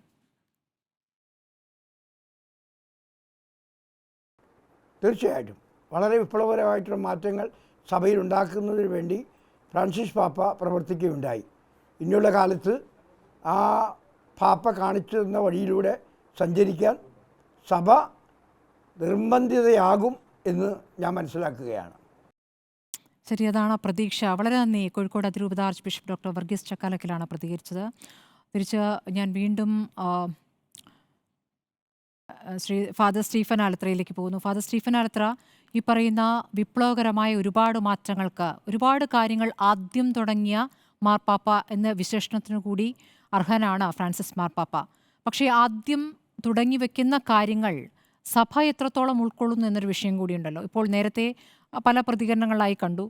മാർപ്പാപ്പ പറയുന്ന ചില കാര്യങ്ങൾ സഭയ്ക്കകത്ത് തന്നെ വിമർശനങ്ങൾക്ക് വിധേയമായിട്ടുണ്ട്. പക്ഷേ അത് പറഞ്ഞു പോകുമ്പോൾ അദ്ദേഹം അത് കൃത്യമായി പ്രവർത്തിച്ചു കാണിക്കുന്നുണ്ട്. പക്ഷേ സഭ എത്രത്തോളം അതിലേക്ക് വന്നിട്ടുണ്ട്? ഈ പറയുന്ന ലാളിത്യമായാലും ലളിത ജീവിതം അദ്ദേഹം എന്തൊക്കെ തന്നെ ത്യജിച്ചിരിക്കുന്നു എന്ന് നമ്മൾ കണ്ടതാണ്. ആ ഒരു പാതയിലേക്ക് സഭ പൂർണ്ണമായും എത്തിയിട്ടുണ്ടോ എന്നൊരു ചോദ്യം കൂടി ഉണ്ടല്ലോ. തീർച്ചയായിട്ടും ആ ഒരു പാതയിലേക്ക് സഭയെ കൊണ്ടുവരിക എന്നുള്ളത് പരിശുദ്ധ പിതാവ് ഫ്രാൻസിസ് പാപ്പായുടെ ഒരു ഉദ്ദേശ ലക്ഷ്യമായിരുന്നു. അദ്ദേഹം മുന്നോട്ട് വെച്ച ചില ആശയങ്ങൾ വളരെ ശക്തമായി സഭയിൽ നടപ്പാക്കണമെങ്കിൽ സഭ വിശുദ്ധിയുള്ളതായി തീരണമെന്ന് പാപ്പായ്ക്ക് ബോധ്യമുണ്ടായിരുന്നു. അത് വൈദികർ വിശുദ്ധരായിരിക്കണം, സന്യസ്തർ വിശുദ്ധരായിരിക്കണം, മെത്രാന്മാർ വിശുദ്ധരായിരിക്കണം, എല്ലാവരും. അതുകൊണ്ട് ഈ വിശുദ്ധിയുടെ പാതയിൽ ഏറ്റവും നല്ല വ്യക്തികളാണ് നമ്മൾ വിശുദ്ധരെന്നൊക്കെ വിളിക്കുക. അത്തരത്തിലുള്ള വിശുദ്ധിയുടെ പാതയിൽ സഭയെ ആഴപ്പെടുത്തുക എന്നുള്ളത് ഫ്രാൻസിസ് പാപ്പയുടെ ഒരു മുഖമുദ്രയായിരുന്നു. അതുകൊണ്ട് തന്നെയാണ് അദ്ദേഹം ഈ 2024 ദെലൂസിസ് എസ് നോത് തിരുഹൃദയ ഭക്തി ആളുകൾ ഊട്ടി ഉറപ്പിക്കാൻ വേണ്ടിയിട്ട് ഒരു ലേഖനം നൽകുകയാണ്. അതുവഴി കൂടുതൽ യേശുവിനോട് അടുക്കുന്ന ഒരു ജീവിതശൈലി. അതുപോലെ തന്നെ 2019 ക്രിസ്തുസ് വിവിധ, അതൊരു അപ്പോസ്തലിക് എക്സോട്ടേഷനാണ്. സിനഡ് അനന്തര ഒരു അപ്പോസ്തലിക് എക്സോട്ടേഷനാണ്. ഈ ക്രിസ്തുസ് വിവിധ എന്ന് പറഞ്ഞാൽ ക്രിസ്തുവാണ് നിങ്ങൾ ജീവിക്കുന്നത്, ആ ക്രിസ്തു ജീവിക്കുന്നു, യേശുവിൻ്റെ തിരുഹൃദയത്തിൽ ജീവിക്കും. അതുപോലെ തന്നെ ഏറ്റവും പ്രധാനപ്പെട്ടതാണ് 2018 നൽകിയ ഗൗദാത്തെ എത് എക്സുൾത്താത്തെ, നിങ്ങളെല്ലാവരും ക്രിസ്തുവിൽ വിശ്വസിക്കുന്നവരെല്ലാവരും വിശുദ്ധിയുടെ പാതയിലാണ്, വിശുദ്ധരാകാനായിട്ടാണ് വിളിക്കപ്പെട്ടിരിക്കുന്നതെന്ന്. അപ്പോൾ ഈ വിശുദ്ധരായി തീർന്നവർക്ക് എല്ലാവരും സഹോദരരാണ്. അതുകൊണ്ടാണ് സാഹോദര്യത്തിൻ്റെ ഒരു വലിയൊരു മാതൃക മാർപ്പാപ്പ മുന്നോട്ട് വയ്ക്കുന്നത്. വിശുദ്ധരായി കാണിക്കുന്നവർക്ക് സമ്പന്നനെന്നോ പാവപ്പെട്ടനെന്നോ വ്യത്യാസമില്ല. ഈ സമ്പന്നരും പാവപ്പെട്ടവരും തമ്മിലുള്ള വ്യത്യാസം കുറച്ചു കൊണ്ടുവരാനായിട്ട് ലോകരാഷ്ട്രങ്ങളുടെ ഇടയിൽ നടത്തിയ മാർപ്പാപ്പയുടെ ഇടപെടലുകൾ, അത് സഭയിൽ നടപ്പിലാക്കണമെങ്കിൽ ലാളിത്യത്തിൻ്റെ സഭ പാവങ്ങളോടൊപ്പമുള്ള സഭ, പാവങ്ങൾക്ക് വേണ്ടി നിലനിൽക്കുന്ന സഭയായി തീരണമെങ്കിൽ വിശ്വാസികൾ വിശുദ്ധരായി തീരണം, വൈദികർ വിശുദ്ധരായി തീരണം, മെത്രാന്മാർ വിശുദ്ധരായി തീരണമെന്ന് മാർപ്പാപ്പ അടിയുറച്ച് വിശ്വസിച്ചിരുന്നു. അതുകൊണ്ടാണ് 2021 മുതൽ 2024 വരെ നടന്ന സിനഡ്, ആ സിനഡ് സഭയുടെ ഒരു ഘടനയെ മാറ്റിമറിക്കുന്നതാണ്. രണ്ടാം വത്തിക്കാൻ കൗൺസിൽ 1963 മുതൽ 1965 വരെ നടന്ന സഭയിൽ വലിയ നവീകരണങ്ങൾ ഉണ്ടാക്കുകയും സഭയിൽ വലിയ പ്രശ്നങ്ങൾ ഉണ്ടാക്കുകയും വളരെയധികം യാഥാസ്ഥികരായ വൈദികർ വിട്ടുപോകാൻ ഇടയാക്കുകയും ഒക്കെ ചെയ്ത രണ്ടാം വത്തിക്കാൻ കൗൺസിലിന് ശേഷം സഭയിൽ വലിയൊരു നവീകരണത്തിന് തുടക്കം കുറിച്ച ഒരു പാപ്പയാണ് ഫ്രാൻസിസ് പാപ്പ. 2021 മുതൽ 2024 വരെ 2 സെഷനിലായിട്ട് നടത്തിയ അദ്ദേഹം സിനഡൽ, അത് സിനഡാത്മക സഭ. ഈ സിനഡാത്മക സഭ എന്ന് പറയുന്ന ഒരു വലിയൊരു ആശയമാണ്. അത് പതിയെ പതിയെ സഭ അത് തിരിച്ചറിയുകയും അതിലേക്ക് വരികയാണ്. ഒരു പങ്കാളിത്തത്തിൻ്റെ സഭ, എല്ലാവർക്കും കൂട്ടുത്തരവാദിത്വമുള്ള സഭ, എല്ലാവരും ഒരുമിച്ച് വിശുദ്ധിയിലേക്ക് യാത്ര ചെയ്യുന്ന സഭ. അവിടെ സ്ത്രീകളെന്നോ പുരുഷന്മാരോ എന്ന് വ്യത്യാസമില്ല. അതുകൊണ്ടാണ് സ്ത്രീകൾക്കൊക്കെ വളരെ പ്രാതിനിധ്യം സഭയിൽ പരിശുദ്ധ പിതാവ് നൽകുകയും ഇപ്പോഴും വത്തിക്കാൻ കാര്യാലയത്തിൽ കാർഡിനൽ ചില കർദിനാൾമാർ പോലും സിസ്റ്റർമാരുടെ കീഴിൽ സ്ത്രീകളുടെ മേൽ അണ്ടർ സെക്രട്ടറിമാരാണ്. അത്തരത്തിൽ 2 ഉദാഹരണങ്ങൾ വത്തിക്കാൻ. അതൊക്കെ വളരെ വിപ്ലവാത്മകമായിട്ടുള്ള തീരുമാനങ്ങളാണ്. ഒരു കാലഘട്ടത്തിൽ കർദിനാൾമാർ മാത്രം വത്തിക്കാൻ കാര്യാലയത്തിലെ വിവിധ വകുപ്പുകളുടെ മേധാവികളായി നിർവഹിച്ചു കൊണ്ടിരുന്ന ചുമതലകൾ, ഇൻ്റഗ്രൽ ഹ്യൂമൻ ഡെവലപ്മെൻറ്റിൻ്റെ സെക്രട്ടറി ജനറൽ എന്ന് പറയുന്നത് അലക്സാണ്ടർ സ്മിറലി, ഒരു വലിയ ലോകപ്രശസ്തിയായ ഒരു സാമ്പത്തിക ശാസ്ത്രജ്ഞയാണ്. ലണ്ടൻ സ്കൂൾ ഓഫ് എക്കണോമിക്സിൽ നിന്നും അതുപോലെ ലാ സപ്പിയൻസ് റോമിൽ നിന്നുമെല്ലാം സാമ്പത്തിക ശാസ്ത്രത്തിൽ അഗാധ പാണ്ഡിത്യം നേടിയിട്ടുള്ള ഒരു സ്ത്രീയാണ്. പിന്നീട് അത് സിസ്റ്ററായി, ഒരു റിലീജിയസ് കോൺഗ്രിഗേഷനിൽ സന്യാസിനിയായി. പക്ഷേ ആ സന്യാസിനിയുടെ കീഴിലാണ് കർദിനാൾമാരെ നിയമിച്ചിരിക്കുന്നത്. അത് ഇൻ്റഗ്രൽ ഹ്യൂമൻ. ഇനി വറ്റിക്കാൻ വികാരിയേറ്റിൻ്റെ കാര്യമെടുത്താലും വറ്റിക്കാൻ ഗവർണറേറ്റിൻ്റെ കാര്യം, വറ്റിക്കാൻ എന്ന് പറയുന്ന ഒരു രാഷ്ട്രമാണ്. ഈ രാഷ്ട്രത്തെ നയിക്കുന്നത് നമ്മളുടെ രാഷ്ട്രത്തെ നയിക്കുന്ന പോലെ തന്നെ കെട്ടുറപ്പുള്ളൊരു ഭരണ സംവിധാനം. കത്തോലിക്ക സഭയുടെ അല്ലെങ്കിൽ വത്തിക്കാൻ രാഷ്ട്രത്തിൻ്റെ ഭരണ സംവിധാനം എന്ന് വെച്ചാൽ നൂറ്റാണ്ടുകളുടെ പഴക്കമുള്ള വളരെ പരിചയ സമ്പത്തും അതുപോലെ തന്നെ അനുഭവത്തിൽ നിന്ന് ഉരിച്ചിരുന്ന അതിൻ്റെ ഹെഡായിട്ട് വെച്ചിരിക്കുന്നത് ഒരു സിസ്റ്ററെയാണ്. അവിടെയൊക്കെയാണ് ഈ സിനഡാലിറ്റി സഭയിലുണ്ടായ വലിയ മാറ്റങ്ങൾ നമ്മൾ കാരണം. ഈ 2000 വർഷത്തോളം ഉണ്ടായിരുന്ന ഒരു സഭയല്ല ഫ്രാൻസിസ് പാപ്പയെ. അതുകൊണ്ട് തന്നെ സഭയ്ക്ക് ഉൾക്കൊള്ളാൻ വളപ്പോഴും ബുദ്ധിമുട്ടുണ്ടായിട്ടുണ്ട്. ഈ കർദിനാൾമാരുടെ തന്നെ സ്ഥാനം തന്നെ നോക്കിക്കഴിഞ്ഞാൽ പരിശുദ്ധ പിതാവ് ഈ ഏകദേശം നൽകി 163 പുതിയ കർദിനാൾമാരെ അദ്ദേഹം വായിച്ചിട്ടുണ്ട്. അദ്ദേഹം സ്ഥാനലബ്ധി. ഇപ്പോൾ വരുന്ന കോൺക്ലേവിൽ ഏകദേശം 138 പേർക്ക് വോട്ടിംഗ് റൈറ്റ് ഉണ്ട്. ഭാരതത്തിൽ നിന്ന് നമുക്ക് കർദിനാൾ ഫിലിപ്പ് നേരി Ferrao, cardinal Antony Poola of Hyderabad, cardinal Baselios, cardinal Cleemis, George Koovakad, 4 പേര്. കാർഡിനൽ ജോർജ് ആലഞ്ചേരിക്ക് കഴിഞ്ഞ മാസം വരെ വോട്ടിംഗ് ഉണ്ടായിരുന്നു. 80 വയസ്സ് കഴിഞ്ഞവർക്ക് വോട്ടിംഗ് ഇല്ല. അപ്പോൾ ഈ കർദിനാൾമാരിൽ 163 പേര് ഫ്രാൻസിസ് പാപ്പായുടെ കർദിനാൾമാരാണ്. അതിൽ 138 പേർക്ക് വോട്ടിംഗ് ഉണ്ട്. ചെറിയ രാജ്യങ്ങളിൽ നിന്നുള്ളവരെ പോലും ഉൾക്കൊള്ളിച്ചു അല്ലേ? അതാണ് പറയുന്നത്. വലിയ സ്ഥാനങ്ങളിൽ ഉണ്ടായിരുന്ന മിലാനിന് കർദിനാളില്ല, വെനീസിന് കർദിനാളില്ല, വലിയ വലിയ രൂപതകൾക്ക് കർദിനാൾ സ്ഥാനമില്ല. ചെറിയ കാലം ഭാരതത്തിൻ്റെ ചുറ്റും നോക്കിക്കഴിഞ്ഞാൽ ശ്രീലങ്കയ്ക്ക് ഒരു കാലഘട്ടത്തിൽ പോലും കർദിനാൾ ഉണ്ടായിരുന്നില്ല, ഇപ്പോൾ കർദിനാളുണ്ട്. ബംഗ്ലാദേശിന് ഒരു കാലഘട്ടത്തിൽ കർദിനാൾ ഉണ്ടായിരുന്നില്ല, കർദിനാളുണ്ട്. പാകിസ്ഥാനിൽ ഒരു കാലഘട്ടത്തിൽ പോലും കർദിനാൾ ഉണ്ടായിരുന്നില്ല. മംഗോളിയയിലെ കർദിനാൾ 1500 വിശ്വാസികൾ മാത്രമുള്ള ഒരു ഇടവകയുടെ, ഒരു ചെറിയ ഇടവകയുടെ സബ്സ്റ്റേഷൻ്റെ പോലും കത്തോലിക്ക വിശ്വാസികളുടെ ഒരു ഏരിയയാണ് മംഗോളിയ. അവിടെയും കർദിനാളുണ്ട്. അപ്പോൾ സഭയുടെ ഒരു സാർവത്രിക അപ്പോൾ കർദിനാൾ സ്ഥാനത്തിൻ്റെ ഒരു ഡീമിസ്റ്റിസൈസിങ്, ആ സഭയിൽ അദ്ദേഹം കൊണ്ടുവന്ന ഒരു നവീകരണമുണ്ട്, വലിയൊരു നവീകരണം. അപ്പോൾ അത് നമ്മൾ കാണാതെ പോകരുത്. അന്തർദേശീയമായ തലത്തിൽ ഫ്രാൻസിസ് പാപ്പ നടത്തിയ വലിയ ഇടപെടലുകൾക്കൊപ്പം തന്നെ സഭയ്ക്ക് അകത്ത് അദ്ദേഹം നടത്തിയിട്ടുള്ള നവീകരണ പ്രവർത്തനം, അതുകൊണ്ട് സഭയ്ക്കകത്ത് പോലും ഫ്രാൻസിസ് പാപ്പയുടെ ഈ നയങ്ങൾ ഉൾക്കൊള്ളാൻ വലിയ ബുദ്ധിമുട്ടുണ്ടായിട്ടുണ്ട്. അപ്പോൾ ജോർജ് കൂവക്കാട്ട് എന്ന് പറയുന്ന നമ്മളുടെ കർദിനാൾ അച്ഛനായിരിക്കുമ്പോൾ കർദിനാളാക്കി. അത് വലിയ വിപ്ലവാത്മകമാണ്. ഈ അച്ഛന്മാരെ കർദിനാളാക്കുന്നതൊക്കെ എന്ന് വെച്ചാൽ സഭയിൽ അങ്ങനെ സാധാരണ ഉള്ളതല്ല. ശരി, ഫാദർ സ്റ്റീഫൻ ആർത്ര, ഞാൻ ഒന്ന് ഇടപെട്ടോട്ടെ, ഞാൻ താങ്കളിലേക്ക് വരാം. ശിവഗിരി മഠാധിപതി സ്വാമി സച്ചിദാനന്ദയും നമ്മോടൊപ്പം ചർച്ചയിലുണ്ട്. അല്പനേരമേ ഉള്ളൂ. അദ്ദേഹത്തോട് 2-3 ചോദ്യങ്ങൾ ചോദിച്ച ശേഷം ഞാൻ തിരിച്ച് താങ്കളിലേക്ക് തന്നെ വരാം. സ്വാമി സച്ചിദാനന്ദ, താങ്കൾ രാവിലെയും ഫ്രാൻസിസ് മാർപ്പാപ്പയുടെ വിയോഗഘട്ടത്തിലൊന്ന് പ്രതികരിച്ചതാണ്. മാർപ്പാപ്പയുമായി നേരിട്ട് ബന്ധപ്പെട്ടതിൻ്റെ ഒരു അനുഭവം താങ്കൾക്കുണ്ട്. 2018 താങ്കൾ വത്തിക്കാനിൽ പോയി. ആ അനുഭവം ഒന്ന് ഇപ്പോൾ പ്രേക്ഷകരുമായി ഒന്ന് പങ്കുവെക്കാമോ? ഫ്രാൻസിസ് മാർപ്പാപ്പയുടെ വിയോഗം എന്ന് പറയുമ്പോൾ അതുണ്ടാക്കുന്ന വിടവ് എത്രത്തോളം വലുതാണെന്നാണ് താങ്കളുടെ ഒരു മനസ്സിലാക്കൽ?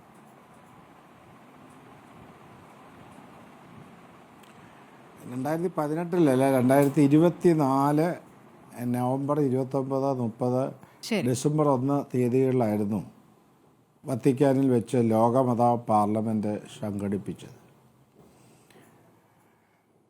അതുവരെയും ലോക ചരിത്രത്തിൽ അങ്ങനെ ഒരു ലോകമത പാർലമെൻറ്റ് വത്തിക്കാനിൽ വെച്ച് നടന്നിട്ടില്ല. അദ്ദേഹത്തിൻ്റെ ഉദാരമായ മനസ്ഥിതി കൊണ്ട് എല്ലാ മതങ്ങളെയും തുല്യമായി കാണുന്ന, സ്നേഹിക്കുന്ന ഒരു ദാർശനികമായ വീക്ഷണം കൊണ്ടാണ് അങ്ങനൊരു സമ്മേളനം അവിടെ സംഘടിപ്പിക്കുവാൻ അദ്ദേഹം മാർഗനിർദ്ദേശം നൽകിയത്. ഞങ്ങൾ ശ്രീനാരായണ ഗുരുവിനെക്കുറിച്ച് അദ്ദേഹത്തെ ധരിപ്പിച്ചപ്പോൾ അദ്ദേഹം ഗുരുവിനെക്കുറിച്ച് കുറേ കൂടെ ആഴത്തിൽ മനസ്സിലാക്കുകയും ശ്രീനാരായണ ഗുരുവിൻ്റെ ഒരൊറ്റ ലോകം, ഒരൊറ്റ ജനത, ഒരൊറ്റ നീതി, അതാണ് നമ്മുടെ മതം എന്നുള്ള ദർശനത്തെ ഉൾക്കൊണ്ടുകൊണ്ട് പൂർണ്ണമായ മനസ്സോടുകൂടി സർവ്വമത സമ്മേളനം സംഘടിപ്പിക്കുവാൻ മാർഗനിർദ്ദേശം നൽകുകയാണ് ചെയ്തത്. നവംബർ മാസം 30 രാവിലെ 10 മണിക്ക് അദ്ദേഹം വാക്കിംഗ് സ്റ്റിക്കിൻ്റെ സഹായത്തോടു കൂടിയാണ് വേദിയിലെത്തിയത് തന്നെ. അരമണിക്കൂർ നേരം അദ്ദേഹം പ്രസംഗം തയ്യാറാക്കി പ്രിൻ്റ് ചെയ്ത് കൊണ്ടുവന്നിരുന്നത് അവിടെ വായിച്ചു, അവിടെ വിതരണം ചെയ്തു. ആ പ്രസംഗത്തിൽ മനുഷ്യത്വത്തെക്കുറിച്ചും ഓരോ മതത്തിൻ്റെയും അനുയായികൾ തങ്ങളുടെ മതം മാത്രമാണ് വലുത് എന്ന് ധരിക്കാതെ മറ്റു മതങ്ങളിലും നല്ല ഉപദേശങ്ങളുണ്ട് എന്നും എല്ലാവരെയും ആത്മഭാവത്തിൽ കാണണമെന്നും അതാണ് ഗുരുക്കന്മാരെല്ലാം ഉപദേശിച്ചിട്ടുള്ളത് എന്നും ശ്രീനാരായണ ഗുരു ലോകത്തെ ഒരു കുടുംബമായി കണ്ടുവെന്നും അത് ലോക സമാധാനത്തിന് സഹായകമാണ് എന്നും അദ്ദേഹം ആ പ്രസംഗത്തിൽ ഊന്നി പറയുകയുണ്ടായി. അതുമാത്രമല്ല, 2 മണിക്കൂർ നേരം അദ്ദേഹം ഞങ്ങളുമായി സമയം ചെലവിട്ടു. ഞങ്ങൾ 180 പ്രതിനിധികളുണ്ടായിരുന്നു. എല്ലാവർക്കും അദ്ദേഹത്തെ കാണുവാനും അദ്ദേഹത്തെ നമസ്കരിക്കുവാനും ഹസ്തദാനം ചെയ്യുവാനും ഞങ്ങളുടെ ഉപഹാരങ്ങൾ അദ്ദേഹത്തിന് സമർപ്പിക്കാനും അതെല്ലാം പൂർണ്ണ മനസ്സോടുകൂടി സ്വീകരിക്കുവാനും അദ്ദേഹം തയ്യാറായി. ഞങ്ങൾ അദ്ദേഹത്തെ ഒരു മഞ്ഞ ഷാള് പുതപ്പിച്ചപ്പോൾ എന്താണ് ഈ മഞ്ഞയെന്ന്, ഇതിൻ്റെ പ്രത്യേകത എന്താണെന്നും ചോദിച്ചു മനസ്സിലാക്കിയിട്ട് തീരുന്ന സമയം വരെ അദ്ദേഹം മഞ്ഞ പുതച്ചുകൊണ്ട് അവിടെ ഇരുന്ന് അദ്ദേഹം മാതൃക കാട്ടുകയുണ്ടായി. മറ്റു മതങ്ങളെയും മതത്തിൻ്റെ ചിഹ്നങ്ങളെയും അതിൻ്റെ ഉപദേശങ്ങളെയും എല്ലാവരും അംഗീകരിക്കണം എന്നുള്ള ഒരു പാഠമാണ് അദ്ദേഹം ഇതുവഴി പകർന്ന് നൽകിയത് എന്ന് ഞങ്ങൾ ഊഹിക്കുകയാണ്. ഞങ്ങൾ ഏകലോക വ്യവസ്ഥിതിയെയും പലമതസാരവും ഏകം എന്നുള്ള ദർശനത്തെയും ഉദാഹരിച്ചുകൊണ്ട് നിരവധി പുസ്തകങ്ങളും ശ്രീനാരായണ ഗുരുവിൻ്റെ ജീവിതവും തത്വദർശന ഗ്രന്ഥങ്ങളെല്ലാം അദ്ദേഹത്തിന് നൽകുകയുണ്ടായി. അദ്ദേഹം അതെല്ലാം നല്ലവണ്ണം വായിച്ചിട്ടുണ്ടാകുമെന്ന് ഞങ്ങൾക്കൊരു വിശ്വാസമുണ്ടായി. കാരണം ഈ കേരളീയനായ കൂവക്കാട്ട് അച്ഛനെ അദ്ദേഹം നേരിട്ട് കർദിനാളായി നിയോഗിച്ചുവല്ലോ. ആ കർദിനാൾ അച്ഛനോട് ശിവഗിരിയെക്കുറിച്ചും ഗുരുദേവനെക്കുറിച്ചും ഞങ്ങളവിടെ 3 ദിവസം താമസിച്ചതിനെ സംബന്ധിച്ചും ഞങ്ങളുടെ വിഷയങ്ങളെക്കുറിച്ചും എല്ലാം അദ്ദേഹം ചോദിച്ചു മനസ്സിലാക്കി ഞങ്ങൾ സംതൃപ്തരായിട്ടല്ലേ മടങ്ങിയത് എന്ന് പ്രത്യേകം അന്വേഷിക്കുകയുണ്ടായി. വലിയ ഹൃദയമുള്ള ഒരാൾക്ക് മാത്രമേ ഇങ്ങനെ ചിന്തിക്കാനും പ്രവർത്തിക്കാനും സാധിക്കുകയുള്ളൂ. ധാരാളം മാർപ്പാപ്പമാരുണ്ടായിട്ടുള്ളതായി നമ്മൾ വായിക്കുന്നുണ്ട്. പക്ഷേ ഫ്രാൻസിസ് മാർപ്പാപ്പ വ്യത്യസ്തനായി നിലകൊള്ളുകയാണ്. അദ്ദേഹം ക്രിസ്തുദേവൻ്റെ യഥാർത്ഥ പ്രതിപുരുഷനാണ്, ദൂതൻ തന്നെയാണ്, അതിൽ യാതൊരു സംശയവുമില്ല. ഭേദചിന്തകൾക്ക് അതീതമായി എല്ലാവരെയും ആത്മഭാവത്തിൽ കാണണമെന്നും സാഹോദര്യഭാവത്തിൽ ജീവിക്കണമെന്നും എത്ര വലിയവനായാലും എളിമയോടുകൂടി ജീവിക്കുന്നതാണ് ജീവിതധർമ്മമെന്നുമുള്ള പാഠം അദ്ദേഹം ലോകത്തിന് ഉപദേശിക്കുകയുണ്ടായി. അദ്ദേഹം ലോകമൊട്ടാകെ സഞ്ചരിച്ചു, ഒരു സമാധാന ദൂതനായി. ആ സഞ്ചാരത്തിനിടയിൽ അദ്ദേഹം ഭാരതത്തിൽ വരാം എന്ന് നമ്മുടെ പ്രധാനമന്ത്രിക്ക് വാക്കുകൊടുത്തു. ഞാൻ അദ്ദേഹത്തെ ശിവഗിരിയിലേക്ക് ക്ഷണിച്ചപ്പോൾ അദ്ദേഹം പറഞ്ഞു, ഭാരതത്തിൽ വരുമ്പോൾ ശിവഗിരിയിലും വരാം. അത്ര ഉദാരമായ മനോഭാവമാണ് അദ്ദേഹം വെച്ചു പുലർത്തിയത്. അദ്ദേഹത്തെ ഭാരതത്തിൽ വെച്ച് ശിവഗിരിയിൽ വെച്ച് കാണാൻ സാധിക്കാതെ പോയതിലുള്ള വലിയ ദുഃഖം നമ്മളിൽ നിലനിൽക്കുകയാണ്. അദ്ദേഹം കാട്ടിത്തന്ന ആ മാർഗം ക്രിസ്തുദേവൻ ബൈബിളിൽ പറയുന്നുണ്ട്, ഞാൻ മുന്തിരിവള്ളിയും നിങ്ങളതിൻ്റെ ശാഖകളും ഉപശാഖകളും ആകുന്നു. അതായത് ഒരേ ഒരു സത്യമാണ് പലതായി പ്രകാശിക്കുന്നത്. ഭാരതത്തിലും ലോകത്തിൻ്റെ നാനാഭാഗത്തും അധിവസിക്കുന്ന മുഴുവൻ ആളുകളും ഒരേ ഒരു ദൈവം തമ്പുരാൻ്റെ മക്കളാണ് എന്നും അതുകൊണ്ട് എല്ലാവരെയും ഒന്നിച്ച് കണ്ട് സ്നേഹിക്കണമെന്നും സ്നേഹത്തിൻ്റെ ഭാഷയിൽ സ്വർഗ സാമ്രാജ്യം പടുത്തുയർത്തണമെന്നും അവിടെ വലിപ്പച്ചെറുപ്പ് വ്യത്യാസമൊന്നും പാടില്ല എന്നും പഠിപ്പിച്ച വലിയൊരു മഹാമനീഷിയുടെ വേർപാടാണ് ഇപ്പോഴിവിടെ സംഭവിച്ചിരിക്കുന്നത്. ലോക സമാധാന പ്രസ്ഥാനത്തിനൊരു മഹാനഷ്ടമാണ്. മത സൗഹാർദ്ദത്തിനും മത സമന്വയത്തിനും വേണ്ടി നിലകൊള്ളുന്ന ജനസമൂഹത്തിന് സംഭവിച്ച നഷ്ടമാണ്. ആ വലിയ മഹാപുരുഷൻ്റെ ദീപ്തമായ സ്മരണയ്ക്ക് മുമ്പിൽ ശിവഗിരി മഠം എല്ലാവിധമായ ആദരവും അർപ്പിച്ച് ഇന്ന് സന്ധ്യാസമയത്ത് ഞങ്ങൾ ശിവഗിരിയിൽ മഹാസമാധി മന്ദിരത്തിൽ അദ്ദേഹത്തിൻ്റെ ആത്മശാന്തിക്ക് വേണ്ടി പ്രാർത്ഥന നടത്തുകയുണ്ടായി. അദ്ദേഹം മുൻപ് രോഗഗ്രസ്തനാണെന്ന് അറിഞ്ഞപ്പോഴും അദ്ദേഹത്തിന് പൂർണ്ണ സുഖം കിട്ടാൻ വേണ്ടി ഞങ്ങൾ പ്രാർത്ഥന നടത്തുകയുണ്ടായി. ഗുരുവിൻ്റെ മഹിതമായ ദർശനം ജാതിയോ മതമോ ദേശമോ അല്ല, മനുഷ്യത്വമാണ് വലുത് എന്നുള്ള മഹിതമായ മഹാദർശനം ഞങ്ങൾക്ക് ഈ ഫ്രാൻസിസ് മാർപ്പാപ്പയിൽ തെളിഞ്ഞ് കാണുവാൻ സാധിച്ചു. ആ മഹാപുരുഷനോടുള്ള ഞങ്ങളുടെ സ്നേഹവും നന്ദിയും ആദരാഞ്ജലികളും ഈ അവസരത്തിൽ അർപ്പിച്ചുകൊള്ളുന്നു. തീർച്ചയായും സ്വാമി ഫ്രാൻസിസ് മാർപ്പാപ്പയെക്കുറിച്ചുള്ള എത്ര മനോഹരമായ കാര്യങ്ങളാണ് താങ്കളിപ്പോൾ ജനങ്ങളുമായി പങ്കുവച്ചത്. വളരെ നന്ദി. ശിവഗിരി മഠാധിപതി സ്വാമി സച്ചിദാനന്ദയാണ് ഈ ഘട്ടത്തിൽ പ്രതികരിച്ചത്. സിറോ മലബാർ സഭ ആർച്ച് ബിഷപ്പ് മാർ റാഫേൽ തട്ടിൽ കൂടി നമ്മോടൊപ്പം ചർച്ചയിൽ. പിതാവെ, ഇപ്പോൾ നിന്ദിതരെയും പീഡിതരെയും ചേർത്ത് നിർത്തിയ ആത്മീയതയിലൂടെ സാമൂഹ്യ പരിഷ്കരണം നടത്തിയ മാർപ്പാപ്പയല്ലേ ഇപ്പോൾ വിട പറഞ്ഞിരിക്കുന്നത്?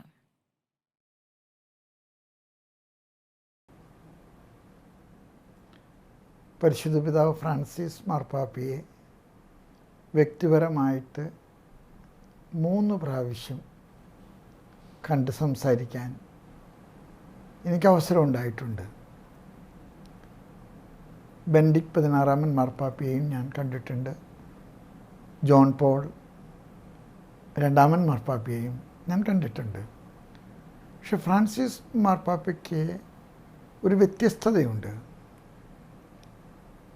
നമ്മളെ ഒരു സുഹൃത്ത്, ഒരു സഹോദരൻ എന്ന നിലയിൽ മാർപ്പാപ്പ ചേർത്ത് പിടിക്കും. മാർപ്പാപ്പ കരം പിടിക്കും, നമ്മളെ ഒന്നിച്ച് നടത്തി തൻ്റെ കസേരയുടെ അടുത്ത് കൊണ്ടുപോയി ഇരുത്തും. മാർപ്പാപ്പ ഒരിക്കലും അകലം പാലിക്കാത്ത ഒരു പ്രകൃതിയാണ്. നമുക്ക് തോന്നും we are in our own family. അത് മാർപ്പാപ്പയുടെ സംഭാഷണങ്ങളിലൊക്കെ അങ്ങനെ തന്നെയാണ്. മാർപ്പാപ്പ പ്രതിസന്ധികളൊക്കെ കേൾക്കുന്നത് മുഖത്ത് വളരെ ശാന്തതയും സൗമ്യതയുമായിട്ടാണ്. സിറോ മലബാർ സഭയിലും പ്രതിസന്ധികളൊക്കെ നിങ്ങൾക്കറിയാലോ ഉണ്ട്. പക്ഷെ മാർപ്പാപ്പ അതൊക്കെ കേൾക്കുന്നിടത്ത് നമ്മളോട് കാണിക്കുന്ന ഒരു സമഭാവനയുണ്ട്. അത് വളരെ വ്യത്യസ്തത ഉള്ള ഒരു സമഭാവനയാണ്. നിങ്ങളുടെ പ്രശ്നം എൻ്റെ കൂടെ പ്രശ്നമാണ്, നിങ്ങളുടെ പ്രതിസന്ധി എൻ്റെ കൂടെ പ്രതിസന്ധിയാണ്. മാർപ്പാപ്പയ്ക്ക് അതുകൊണ്ട് തന്നെ പൊരുത്തപ്പെടാനുള്ളൊരു കഴിവ് അത് അനിതര സാധാരണമാണ്. മാർപ്പാപ്പ ആരോടെങ്കിലും ദേഷ്യപ്പെടുന്നതായിട്ട് എനിക്കറിഞ്ഞുകൂടാ. മാർപ്പാപ്പ നേരിടുന്നത് എല്ലാം തന്നെ പ്രതിസന്ധികളും പ്രശ്നങ്ങളൊക്കെയാണ് എല്ലായിടത്തും. പക്ഷെ അതെല്ലാം മാർപ്പാപ്പ വളരെ സ്വാഭാവികമായിട്ട്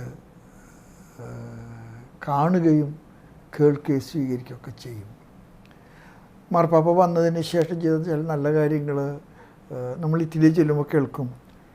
ഒരുപാട് അഭയാർത്ഥികളുള്ള ഒരു സ്ഥലമാണ് ഇറ്റലി.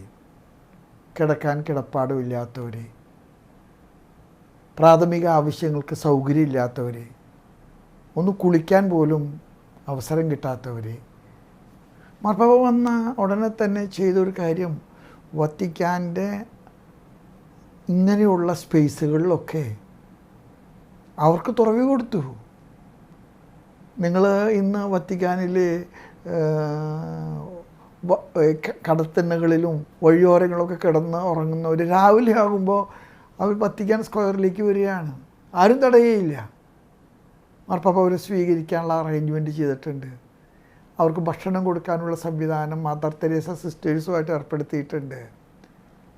അവർക്ക് പോലും ഒരു അന്യതാബോധം തോന്നാത്ത ഒരു നേതൃശൈലി. മാർപ്പാപ്പ കാല് കഴുകാനായിട്ട് ജയിലിലേക്ക് പോയപ്പോൾ വാർഡന്മാർക്ക് പോലും വിശ്വസിക്കാൻ പറ്റാത്ത ഒരു സംഗതിയായിരുന്നു. കാരണം മാർപ്പാപ്പ തിരഞ്ഞെടുത്ത ജയില് അവിടുത്തെ ഏറ്റവും കുപ്രസിദ്ധമായിട്ടുള്ള ക്രിമിനലുകൾ താമസിക്കുന്ന ജയിലാണ്. പക്ഷെ മാർപ്പാപ്പ വളരെ സൗഹൃദമായിട്ട് അവരുടെ കാലുകൾ കഴുകി. മാർപ്പാപ്പയോട് ചില പത്രക്കാർ അതേക്കുറിച്ച് ചോദിച്ചപ്പോൾ മാർപ്പാപ്പ പ്രതികരിച്ച ഇങ്ങനെയാണ്: ഞാൻ അവരുടെ കാല് കഴുകിയപ്പോൾ അവരെന്നോട് കാണിച്ച സ്നേഹം നിങ്ങൾ ആരും ഒരിക്കലും എന്നോട് കാണിച്ചിട്ടില്ല. മാർപ്പാപ്പ എപ്പോഴും ഒരു എക്സ്ട്രാ മൈലുകാരനാണ്. ഞാനും നിങ്ങളും നടക്കുന്ന വഴി വിട്ട് ഒരു മൈൽ കൂടെ മാർപ്പാപ്പ നടക്കുന്ന ഒരു പ്രകൃതിയാണ്. പാർശ്വവൽക്കരിക്കപ്പെട്ടവർ, പ്രവാസികൾ, തടവറയിലുള്ള ജയിലിലുള്ളവർ, അവരോടൊക്കെ മാർപ്പാപ്പ കാണിച്ച അനിതര സാധാരണമായിട്ടുള്ള ഒരു അടുപ്പം. അതുകൊണ്ട് മാർപ്പാപ്പ അറിയപ്പെടുന്ന സത്യത്തിലെ എക്സാജറേഷനല്ല, പാവങ്ങളുടെ മാർപ്പാപ്പയാണ്. അതുപോലെ തന്നെ മാർപ്പാപ്പ നമ്മളെ കേൾക്കാൻ കാണിക്കുന്ന അനിതര സാധാരണമായിട്ടുള്ളൊരു ശ്രദ്ധയുണ്ട്. ഇന്ന് നേതാക്കന്മാരൊക്കെ സംസാരിക്കുന്നവരാ, പക്ഷേ മാർപ്പാപ്പയ്ക്കൊരു വ്യത്യാസമുണ്ട്. മാർപ്പാപ്പ നിങ്ങളെ കേട്ട് കഴിഞ്ഞ് നിങ്ങൾക്കെല്ലാം പറഞ്ഞു കഴിഞ്ഞു എന്ന് ഉറപ്പായ ശേഷം മാത്രമേ മാർപ്പാപ്പ എന്തെങ്കിലും സംസാരിക്കാറുള്ളൂ. മാർപ്പാപ്പയുടെ പ്രസംഗങ്ങൾ നിങ്ങൾ എടുത്തു നോക്കിയാൽ കാണാം, 8 മിനിറ്റ് 9 മിനിറ്റിൽ കൂടുതൽ മാർപ്പാപ്പ ഒരിക്കലും പറയാറില്ല. മാർപ്പാപ്പ പള്ളിയിലെ അച്ഛന്മാർ പ്രസംഗം പറയുന്നത് വളരെ ഷോർട്ടാകണമെന്ന് എപ്പോഴും ഉപദേശിക്കുന്ന ഒരാളാണ്.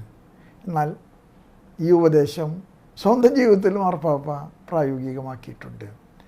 മാർപ്പാപ്പ എഴുതിയിട്ടുള്ള എല്ലാ ചാക്രിക ലേഖനങ്ങളും സഭയുടെ തത്വങ്ങളെക്കുറിച്ച് എന്നതിനേക്കാൾ മനുഷ്യൻ നേരിടുന്ന പ്രശ്നങ്ങളിലെ സഭയുടെ കാഴ്ചപ്പാടാണ്.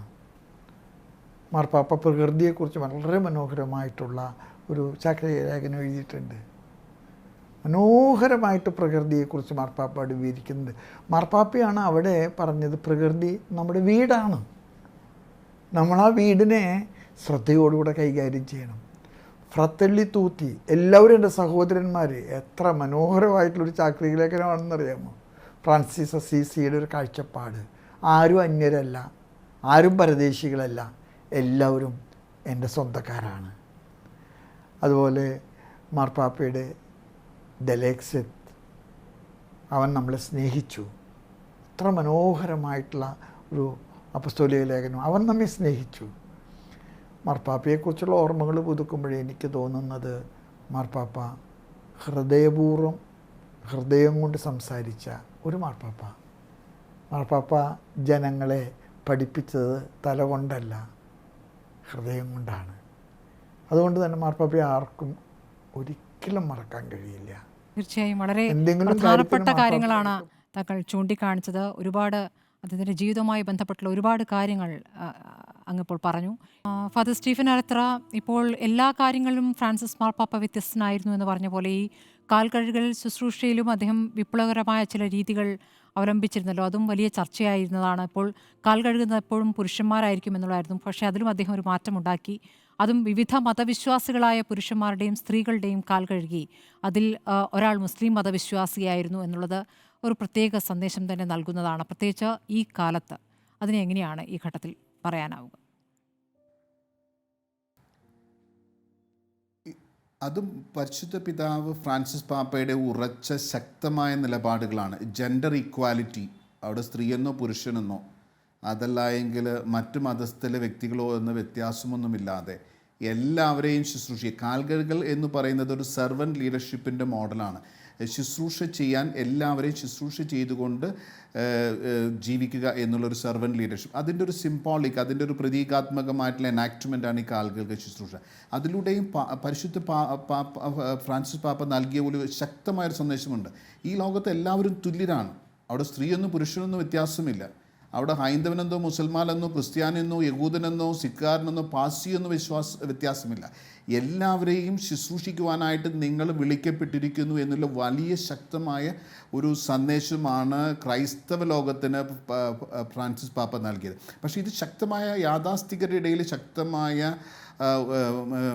പ്രതിഷേധത്തിന് കാരണമാക്കി. വളരെ പരമ്പരാഗതമായിട്ട് ശിഷ്യന്മാരുടെ കാലുകൾ കഴുകിയത് 12 അപ്പോസ്തലന്മാരുടെ കാലുകൾ യേശു കഴുകിയതുപോലെ 12 പുരുഷന്മാരുടെ കാലുകളാണ് പരമ്പരാഗതമായിട്ട് കത്തോലിക്ക സഭ തങ്ങളുടെ പെസഹ വ്യാഴാഴ്ച ദേവാലയങ്ങൾ ചെയ്തിരുന്നത്. ഈ പരിശുദ്ധ പിതാവ് ഇത് മാറ്റം കൊണ്ടുവന്നപ്പോൾ പലരും ഈ മാറ്റത്തെക്കുറിച്ച് ചിന്തിച്ച് അവരുടെ ആശയതലത്തിൽ മാറ്റങ്ങളുണ്ടായി. സ്ത്രീകളെ തുല്യരായി കാണണം എന്ന് ചിന്തിക്കാനായിട്ട് തുടങ്ങി. അവർക്ക് പ്രാതിനിധ്യം നൽകണമെന്ന് ചിന്തിക്കാനായിട്ട് തുടങ്ങി. മറ്റുള്ളവരെയും ശുശ്രൂഷിക്കാൻ ഞാൻ വിളിക്കപ്പെട്ടിട്ടുള്ള ഒരു വ്യക്തിയാണ്, അതുകൊണ്ട് തന്നെ മറ്റുള്ളവരെ ഉൾക്കൊള്ളും. അതുപോലെ തന്നെ പാൽകൾ ശുശ്രൂഷകൾ ദേവാലയത്തിൽ നടത്തുന്നതിന് പകരം ഫ്രാൻസിസ് പാപ്പ ഈ ദേവാലയത്തിൻ്റെ പുറത്തേക്ക് പോയി നടത്തി എന്നുള്ളതും വിപ്ലവാത്മകമായിട്ടുള്ള തീരുമാനം. അദ്ദേഹം ജയിലുകളിലേക്ക് പോയി. ജയിൽ തടവുള്ളികളുടെ കാലുകൾ കേൾക്കാൻ തുടങ്ങി. പിന്നെ പ്രത്യേകിച്ച് നമ്മളൊക്കെ വളരെ മൈനോറിറ്റി എന്ന് കണക്കാക്കപ്പെടുന്ന അവരും ദൈവത്തിൻ്റെ മക്കളാണ്. അത് ചിലപ്പോൾ ട്രാൻസ്ജെൻഡേഴ്സ് ആയിരിക്കാം, അതല്ല എങ്കിൽ പ്രത്യേകമായിട്ടുള്ള വൈകല്യങ്ങളുള്ളവരായിരിക്കാം. ഈ വൈകല്യങ്ങളുള്ളവരെയും ഈ ട്രാൻസ്ജെൻഡേഴ്സിനെയൊക്കെ ചേർത്ത് പിടിക്കുന്ന ഒരു വലിയൊരു സന്ദേശമാണ് അദ്ദേഹം നൽകിയത്. പക്ഷേ അത് സഭയിൽ ഒത്തിരിയേറെ വിമർശനത്തിനും അതുപോലെ തന്നെ സഭയിൽ അത് ഉൾക്കൊള്ളാനായിട്ട് ബുദ്ധിമുട്ടുണ്ടായി.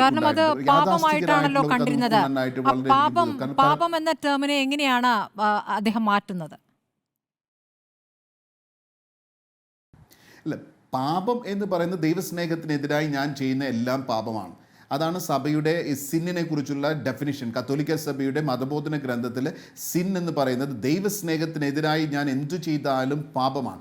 അപ്പോൾ റിച്വൽസ് ഉണ്ട്. റിച്വൽസ് എന്ന് പറയുന്നത് ഈ പരികർമ്മം ചെയ്യുന്ന കുദാശകൾ പരികർമ്മം ചെയ്യുന്ന ദേവാലയങ്ങളോട് ഉരുത്തിരിഞ്ഞു വന്ന റിച്വൽസ്, ഈ ആ പരികർമ്മ രീതികളിൽ മാറ്റം വരുത്തിക്കൊണ്ട് നൽകുന്ന ഒരു സന്ദേശം. അതൊരു പാപമല്ല, അതൊരു സാമൂഹ്യ വ്യവസ്ഥിതിയോട് അദ്ദേഹം ചെയ്യുന്ന ഒരു വെല്ലുവിളി ഉയർത്തുന്ന ഒരു മാറ്റത്തിൻ്റെ കാഹളമാണ് അവിടെ ഫ്രാൻസിസ് പാപ്പ മുന്നോട്ട് വയ്ക്കുന്നത്. ആ ഒരു മാറ്റത്തിൻ്റെ കാഹളം ഉൾക്കൊള്ളാനായിട്ട് ചിലർക്ക് ബുദ്ധിമുട്ടുണ്ടായി, പക്ഷേ ചിലർ ഉൾക്കൊണ്ടു. അതൊരു പാപമായിട്ടല്ല കണക്കാക്കപ്പെടുന്നത്, അത് റിച്വൽ വന്നിരുന്ന മാറ്റമാണ്. അപ്പോൾ റിച്വൽ വരുന്ന മാറ്റം അത് ഉൾക്കൊള്ളാനായിട്ട്, കാരണം കത്തോലിക്ക സഭ എന്ന് പറയുന്നത് തുറവിയുള്ള സഭയാണ്. ആർക്കും വേണമെങ്കിലും കത്തോലിക്ക സഭയുടെ ദേവാലയത്തിൽ കയറാം, കത്തോലിക്ക സഭയുടെ അൾത്താരയിൽ കയറാം. അപ്പോൾ അത്തരത്തിലുള്ളൊരു റെസ്ട്രിക്ഷനൊന്നുമില്ലാത്ത ഒരു സഭ ആണ്. അവിടെ പോലും ഒരു തുറവിയുടെ വലിയ മനോഭാവം കൊണ്ടുവരികയും, അതുകൊണ്ടാണ് നേരത്തെ റെമീജിയസ് പിതാവ് സൂചിപ്പിച്ചത് ഈ പൗരോഹിത്യത്തെക്കൊല്ലും അതൊക്കെ ചർച്ചകൾ ആരംഭിച്ചു എന്നുള്ളത്. പക്ഷേ അത് ചർച്ചകൾ നടത്തിയെങ്കിലും അതിന് ദൈവശാസ്ത്രപരമായ പല കാരണങ്ങളുമുണ്ട്, അതുപോലെ വിശുദ്ധ ഗ്രന്ഥ അടിസ്ഥാനമായ കാരണങ്ങൾക്കുണ്ട്. അപ്പോൾ അത്തരത്തിലുള്ള കാര്യങ്ങളിലെ സഭ ആഴമായി വിശ്വസിക്കുന്നുണ്ട്. ഇതൊരു വിശ്വാസത്തിൻ്റെ കാഴ്ചപ്പാട്, കാരണം സാമൂഹ്യ തലത്തിൽ മാത്രം മനസ്സിലാക്കേണ്ടതല്ല ഈ സഭയിലെ. അതുകൊണ്ടാണ് ആ ചർച്ചകൾ പിന്നീട് മുന്നോട്ട് പോകുക. മാർപ്പാപ്പ അത്തരം കാര്യങ്ങൾ ഒരു തുറവിയിട്ടു എന്നുള്ളതാണ്. അവിടെയാണ് പരിശുദ്ധ വിപ്ലവാത്മകമായിട്ടുള്ള പുതിയ നിലപാടുകൾ. എപ്രകാരമാണ് സഭയ്ക്കുള്ളിൽ അസ്വസ്ഥതകൾ ഉണ്ടാക്കിയത്, എപ്രകാരമാണ് സഭത്ത് പുറത്തുള്ളവരെ വളരെ ആകാംക്ഷയോടെ നോക്കിക്കണ്ടത്. അതൊരു സോഷ്യൽ ചേഞ്ച് ആയിരുന്നു. അത് സോഷ്യൽ ചേഞ്ച് എന്ന് പറയുന്നത് എല്ലാവരെയും ഉൾക്കൊള്ളാനായിട്ട് അത് നമ്മൾ പ്രത്യേകിച്ച് നമ്മൾ കാണുന്ന ഒരു കോസ്മോപോളിറ്റൻ സിറ്റി, ഒരു സമൂഹത്തിൽ സാർവത്രികമാകുമ്പോൾ പല രാജ്യങ്ങളിലും പലതരത്തിലുള്ള സംസ്കാരങ്ങൾ, ഭാരതത്തിൽ തന്നെയാണെങ്കിലും പലതരത്തിലുള്ള സംസ്കാരങ്ങൾ, ആ സംസ്കാരങ്ങളിലും പൈതൃകങ്ങളിലൊക്കെ ഉണ്ടാക്കുന്ന ഒരു വലിയ മാറ്റത്തിൻ്റെ കാഹളമായിട്ടാണ് ഈ കാൽകഴുകൽ ശുശ്രൂഷ സ്ത്രീകൾക്കായിട്ട് സ്ത്രീകളുടെ കാൽ കഴുകുമ്പോഴും അതുപോലെ തന്നെ തടവുള്ളികളുടെ കാൽ കഴുകുമ്പോഴും ട്രാൻസ്ജെൻഡേഴ്സിൻ്റെയും അതുപോലെ തന്നെ പ്രത്യേകമായിട്ടുള്ള വൈകല്യമുള്ളവരുടെയൊക്കെ കാൽ കഴുകുമ്പോൾ പരിശുദ്ധ പിതാവ് മുന്നോട്ട് വയ്ക്കുന്ന വലിയൊരു, അപ്പോൾ എല്ലാ മേഖലകളിലും തന്നെ അദ്ദേഹം വിപ്ലവാത്മകമായിട്ടുള്ള ഒരു നിലപാടുകൾ എടുത്തു. ആ നിലപാടുകൾ പലപ്പോഴും ഉൾക്കൊള്ളാനായിട്ട് സഭയ്ക്ക് ബുദ്ധിമുട്ട്. പ്രത്യേകിച്ച് അദ്ദേഹത്തിൻ്റെ 942 വിശുദ്ധരെയാണ് ഈ പാപ്പ തന്നെ 2013 മുതൽ 2025 ഈ 942 വിശുദ്ധരിൽ ഒരു വലിയ ഗ്രൂപ്പ് ഓഫ് വിശുദ്ധരുണ്ട്. 813 പേര് ഒരു പ്രത്യേകമായിട്ടുള്ള ഇറ്റലിയിലെ അക്വില എന്ന് പറയുന്ന ഒരു വലിയ മാസക്കർ നടന്നു അവിടത്തുള്ളവർ. അപ്പോൾ അവിടെയും എടുക്കുന്നൊരു നിലമാണ് വിശുദ്ധർ എന്ന് പറയുന്നത് പോലും. പാപ്പ പറയുന്നുണ്ട് നിങ്ങളുടെ ചുറ്റെടുത്തും വിശുദ്ധരുണ്ട്. ഒരു കുടുംബനാഥൻ മുഴുവൻ സഹിച്ച് ഭാര്യയ്ക്കും മക്കൾക്കും വേണ്ടി ജീവിക്കുമ്പോൾ അദ്ദേഹം വിശുദ്ധനാണ്. അതുപോലെ തന്നെ നിങ്ങളുടെ തൊട്ടടുത്തുള്ള ഒരു കുടുംബനാഥ മക്കൾക്ക് വേണ്ടി ജീവിക്കുമ്പോൾ അപ്പോൾ വിശുദ്ധിയുടെ കാഴ്ചപ്പാടുകൾക്ക് പുതിയ മാനം നൽകിക്കൊണ്ടാണ് ഗൗദേത്തെ എത്തിസാലത്തെ എന്ന് പറയുന്ന 2018 അവിടേക്ക് വിപ്ലവാത്മകമായിട്ടുള്ള നിലപാടുകൾ സഭയ്ക്ക് സാമൂഹിക തലത്തിലും അന്തർദേശീയ തലത്തിലും വിശ്വാസ തലത്തിലും എടുക്കുവാനായിട്ട് പരിശുദ്ധ പിതാവിന് കഴിഞ്ഞു എന്നുള്ളതാണ്. പരിശുദ്ധ പിതാവ് ഒരു വേറിട്ട വഴി, ഒരു അനദർ വേ, പ്രത്യേകിച്ച് സിനഡൽ കാലഘട്ടത്തിൽ നമ്മൾ കൂടുതൽ ചിന്തിച്ചത് പൂജ്യരാജാക്കന്മാർ ഉണ്ണിയേശുവിനെ സന്ദർശിച്ച ശേഷം മറ്റൊരു വഴിയിലൂടെ പോയി. അദ്ദേഹം മറ്റൊരു വഴിയിലൂടെ. അപ്പോൾ ഒരു പരിശുദ്ധ പിതാവ് ചെയ്തിരുന്ന തന്നെ ജീവിത കാലഘട്ടത്തിൽ ചെയ്തിരുന്ന ഏറ്റവും എല്ലായിടത്തും പുതിയ വഴികൾ വെട്ടിത്തെളിച്ചുകൊണ്ട് താൻ ഉൾക്കൊള്ളുന്ന അല്ലെങ്കിൽ താൻക്ക് ബോധ്യമായ കാര്യങ്ങൾ വളരെ ശക്തമായിട്ട് നടപ്പിലാക്കാനായിട്ട് പരിശ്രമിച്ചു എന്നുള്ളതാണ്. അതിൻ്റെ സ്വാധീനം സഭയിൽ നിലനിൽക്കും. അത് വളരെ പതിയുണ്ട്. അപ്പോൾ സിനഡാലിറ്റി അല്ലെങ്കിൽ സ്ത്രീകൾക്കുള്ള തുല്യത അതൊക്കെ വളരെ സാവധാനത്തിൽ സഭയുടെ ആന്തരിക തലത്തിലേക്ക് വന്നുകൊണ്ടിരിക്കുകയാണ്. അത് വളരെ സാവധാനത്തിൽ നടപ്പിലായി വരികയുള്ളൂ. അപ്പോൾ ഇത്തരത്തിൽ ഒരു പുതിയ കാഴ്ചപ്പാടുകൾ അന്തർദേശീയ തലത്തിലായാലും വിശ്വാസ തലത്തിലായാലും സഭയുടെ കാഴ്ചപ്പാടുകളിലായാലും കർദിനാൾമാരെ നിയമിക്കുന്നതിലായാലും വിശുദ്ധന്മാരെ പ്രഖ്യാപിക്കുന്നതിലും ഭാരത കത്തോലിക്ക സഭയ്ക്ക് തന്നെ 5ഓളം വിശുദ്ധരെ ഫ്രാൻസിസ് പാപ്പാക്ക് നൽകാനായിട്ട് കഴിഞ്ഞു. ചവറ കുര്യാക്കോസ്, എഫ്രാസിയ, മറിയം ത്രേസ്യ, സെയിൻറ്റ് ദേവസഹായം, ജോസഫ് വാസ് എന്ന് പറയുന്ന. അപ്പോൾ എല്ലാ മേഖലകളിലും വേറിട്ട വഴികളിലൂടെ പോകാൻ പരിശുദ്ധ പിതാവ് ഫ്രാൻസിസ് പാപ്പാക്ക് സാധിച്ചു. അങ്ങനെ പല കാരണങ്ങൾ കൊണ്ട് അദ്ദേഹം വ്യത്യസ്തനാണ്. മാറ്റങ്ങളുടെ മാർപ്പാപ്പയോ എന്നതായിരുന്നു നമ്മുടെ ചോദ്യം. മാറ്റങ്ങളുടെ മാർപ്പാപ്പയാണ് എന്ന് തന്നെയാണ് ഓരോരുത്തരും ഇപ്പോൾ പ്രതികരിച്ചത്, അദ്ദേഹത്തെ അനുസ്മരിച്ചത്. ആ മാറ്റങ്ങളുടെ തുടർച്ച സഭകൾക്കുണ്ടാകുമോ എന്നുള്ളതാണ് നമുക്കറിയേണ്ടത്. വളരെ നന്ദി. താമരശ്ശേരി രൂപതാധ്യക്ഷന്മാർ അർമജിയോസ് Inchananiyil, conference of Catholic bishops of India deputy secretary doctor father Stephen Alathra, Sivagiri മഠാധിപതി സ്വാമി സച്ചിദാനന്ദ, കോഴിക്കോട് അതിരൂപത archbishop doctor Varghese Chakkalakkal, Syro Malabar സഭ major archbishop Mar Raphael Thattil എന്നിവർക്ക്